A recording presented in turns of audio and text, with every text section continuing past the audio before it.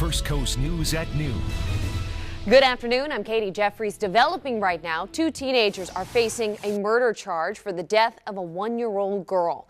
Last Sunday, police were called to a home on Wilson Road in Hunter, Georgia for a child having difficulty breathing. When they arrived, they say the toddler had bruising on her stomach and was not breathing.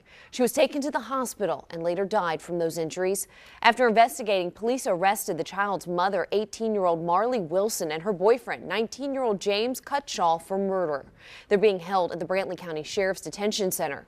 The child's death, though, is still under investigation.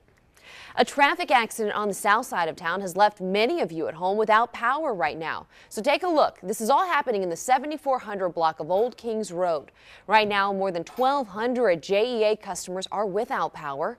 Crews are on scene working to try and restore that power, but it is expected to be restored by later this afternoon. Tonight, students at the University of North Florida will remember the life of a fellow student, George Lusaint Jr. A vigil will be held at the Student Union Center tonight, which is on Osprey Plaza. Lusaint's body was discovered in a pond near campus on Saturday. He was reported missing after leaving a party last Sunday. A friend told police he appeared to be upset when he left. Monica Garcia spoke with students who say what happened has started a conversation about helping fellow students in need. I know a lot of people that had class with him, and I know a couple of people that... Advisory has been issued for St. Simons Island residents. The island's water system lost pressure in the east area of Kingsway near Park Avenue, which could cause contamination of the drinking water.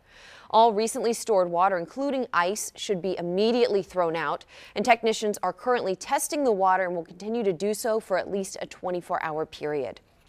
The Jacksonville Sheriff's Office is searching for suspects after a brutal attack on the west side Sunday.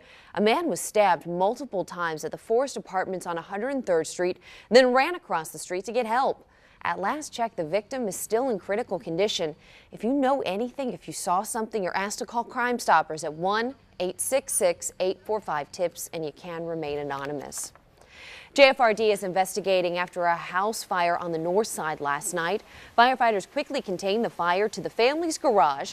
No word yet, though, on how it started. Investigators say no injuries were reported there. Meanwhile, a massive fire at a Southside apartment complex has left dozens of families displaced. This happened at the Bentley Green Apartments Saturday on Princeton Square Boulevard.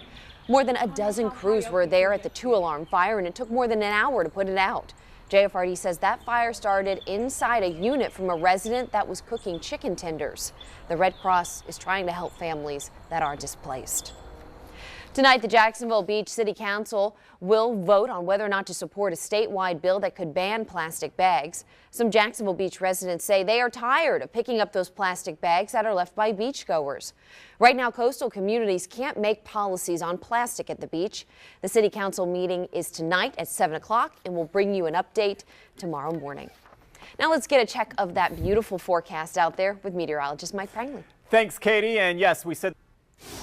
Thanks, Mike. A 7-year-old boy is grazed by a bullet and the shooter is still on the run. This happened on Jacksonville's west side. And First Coast News' Stephanie Kim talked to the boy's uncle who heard this all happen. It kind of was like a mini earthquake in a way. Next day I just hear 3. It could have happened to my baby. Stephanie Kim reporting there, and at last check, the boy was still recovering in the hospital, but he is expected to be okay. Another shocking case that put a Jacksonville neighborhood even more on edge. Right now, police still looking for whomever tied up an 82-year-old man and ransacked his home in the Ocean Way neighborhood on Friday. Now, this is not far from the home where another man was shot and killed during a home invasion just 2 weeks ago. 2 people were arrested in that case, but police say in the most recent home invasion, a pair of suspects came in wearing black hoodies and ski masks. If you know anything, you're asked to call Crime Stoppers. That number again is 1-866-845-TIPS, and you can remain anonymous. Ahead at noon, food fighters find out how a group of students from UNF are helping those with hunger needs. Plus, Invasive Species Week, a closer look at animals that are calling Florida home. And something we haven't talked about in about 2 weeks, heavy rain on the way. In fact, we've got some strong storms in Texas. How much of this is moving our way?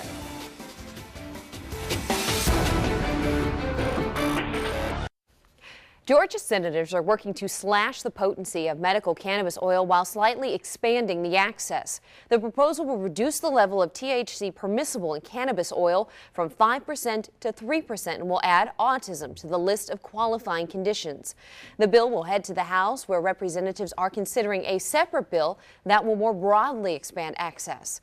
That proposal is set for a committee hearing next week. I'm only eligible for $16 of food stamps a month. What can I buy with $16? A loaf of bread and a pack of meat. That was Terry Mims. She says being HIV positive is not easy, but imagine doing so on a fixed income with no means to afford a healthy diet. A group of students from the University of North Florida are working to help people like Terry with recycled food straight from their school cafeteria. First Coast News reporter Monica Garcia has the story.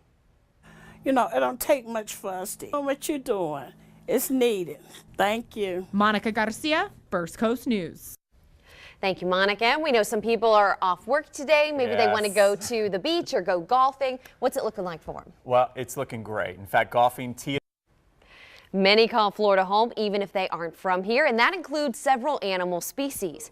This week, we're taking a look at invasive species, and we're looking at animals that call Florida home and where they came from. Today, the Burmese python. Here's Curtis Dvorak.